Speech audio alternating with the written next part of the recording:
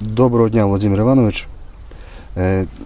Я хотів вас спитати, поцікавитись вашої думки, такої і експертної, і наукової, і взагалі ваш світогляд, який дуже для мене цікавий, інтересний в такому в досвіді ще набуття декотрих моментів і речей, щоб чомусь навчитися, щось для себе спрецизувати, трішки так, обійняти в поняття. Людина думає поняттями, а коли їх немає або не вистачає їй, то вона подеколи не вміє прецизійно висловити, що ж вона думає, або який має погляд на конкретну річ. Хочу вас спитати, такі кілька речей, котрі для мене інтересні, важливі в контексті сьогодення України і Закарпаття, в контексті річниці, перша річниця форуму Reopen, котрий в Закарпатті був рік тому, і котрий готується тепер.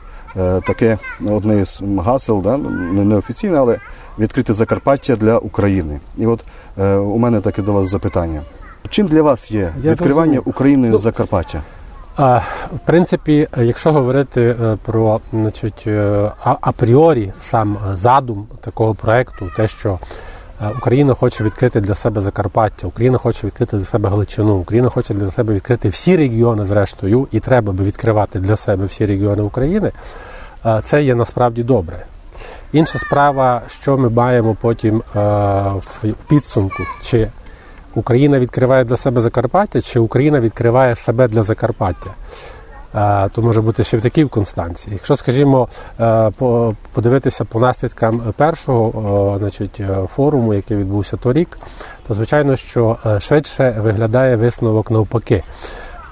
Експерти, спікери, аналітики, тобто та аудиторія, яка, здавалося б, повинна давати фахові оцінки, переважно є такою, котра дуже слабо знає Закарпаття. Адже що таке Закарпаття? Закарпаття – це територія і земля, і населення з багатьма іменами. Тобто воно не може бути прочитано тільки в однині. Закарпаття обов'язково треба читати в множині. Закарпаття навіть треба розуміти в множині, тому що це настільки є, як колись пам'ятаєте, я, напевно, десь говорив уже в якихось ефірах, що Закарпаття – це мініатюра України. Тобто тут фактично ми можемо на прикладі Закарпаття бачити всю Україну. І її, скажімо, історію, і її менталітет, і її ідентичності, її, скажімо, і етнічний склад, і релігійний склад населення, і культурні, цивілізаційні уподобання, орієнтації. Одним словом, це настільки багатогранно, що, знаєте, так от шашкою махнути і сказати, що ми відкриваємо Закарпаття, проводячи там перший чи другий, чи, можливо, навіть 32-й форум, напевно, цього буде недостатньо, тому що це переважно така статистична, я так думаю, позиція. Напевно, є певний задум, певні цілі, певне фінансування, ну і треба це використати і зробити із цього певний, скажімо, такий громадський резонанс, залучити якусь аудиторію, наскільки вона буде фахово підготовлена, наскільки ні. Можливо, це настільки важливо, хоча б є відмінність порівняно з минулим, що цього року, я наскільки розумію, є анонсовано наперед і спікери, і деякі, скажімо, теми, які можуть бути обговорювані, і дана можливість для реєстрації, хто бажає брати участь. А я особисто чомусь думаю, що це буде такий доволі втрачений час для мене особисто, як для експерта, котрий, в принципі, не можу сказати, що все знаю про Закарпаття, чи про Європу, про Україну і Закарпаття, як три такі константи, але відверто скажу, що знаю немало. Тому відкривати Закарпаття для України з одного боку, роблю такий висновок попередній, треба однозначно, тому що вона не є прочитана, вона не є продискутована в українському загальному наративі, і я про це колись писав, вона не є присутня належним чином у шкільній історії України, вона є майже відсутньою у загальних наративних, я маю на увазі академічних синтезах з історії України. І тут є теж проблема, бо якщо ми говоримо про історію України, саме під такою назвою є написана переважна більшість, це і шкільні підручники з історії, так, і академічні синтези, то даруйте, це історія не народу, одного етнічної спільноти українців, це історія регіонів. Тобто та концепція, яку запропонували, скажімо, ну, зокрема, це знаменита Кембриджська школа, яка працює і пише історію територій і народів. Це Магучі, котрий написав чудовий приклад і показав як взірець, так, історія, тобто Україна, історія земель і народів, тобто показане фактично, що в який конкретний час, якою була ця територія, яке населення тут проживало, які вони мали національні, релігійні, чи політичні, чи культурні вподобання. Оце є підхід, я це розумів. Тобто в такому, знаєте, інтеркультуральному, інтеретнічному, інтерцивілізаційному, методологічному ключові, якщо воно буде репрезентовано, то будь ласка. А по результатам першого форуму, ну, складається таке враження, що окрім українського Закарпаття, експерти не побачили тут жодного іншого Закарпаття. І тому, ну, тут безумовно для дискусії дуже багато би говорити. От, скажімо, Закарпаття є Європою чи не є Європою.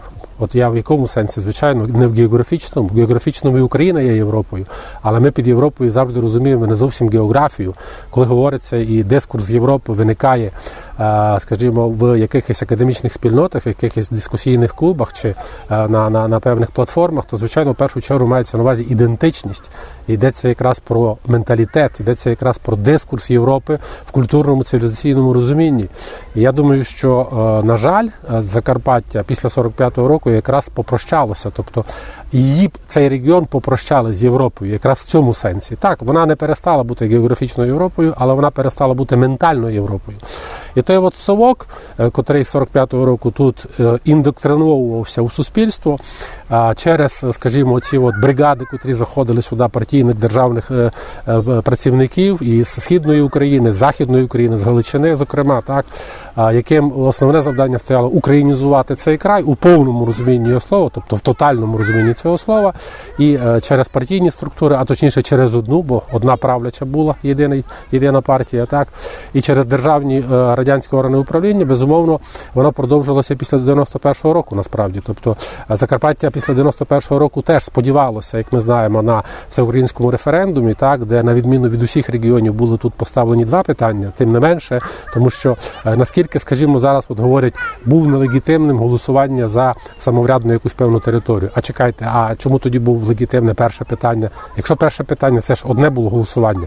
Тобто не два рази люди збиралися на всеукраїнський референдум 1 грудня 91-го року. Вони прийшли в один раз, в одному бюлетені проголосували всі. І закарпатці, наскільки ми знаємо, це чудово продемонстрували, що так, ми хочемо жити в суверенній, незалежній, соборній, демократичній державі Україна. І це дали 93% голосів. Але разом із тим, друге питання стояло тут. Ми хочемо жити як частина самоврядної території. Ну, хтось хоче термін автономія вживати, вживайте автономія. Хтось не хоче, будь ласка, не вживайте термін автономія. Питання навіть тут не в цьому.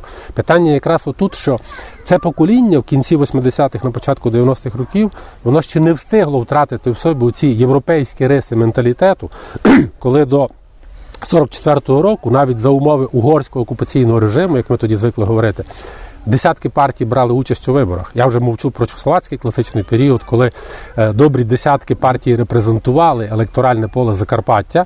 А в 46-му році, в лютому, коли були проведені перші радянські вибори, ми отримали, в принципі, те саме, що було в 39-му році вибори до Сейму Карпатської України. Участь однієї політичної партії. В той час Українське національне об'єднання за Волошина, в цей час Комуністичної партії СРСР. Ну, тоді ВКПБ ще вона називалася. То, звичайно, що це сильно маркувало і підрізало європейську ідентичність.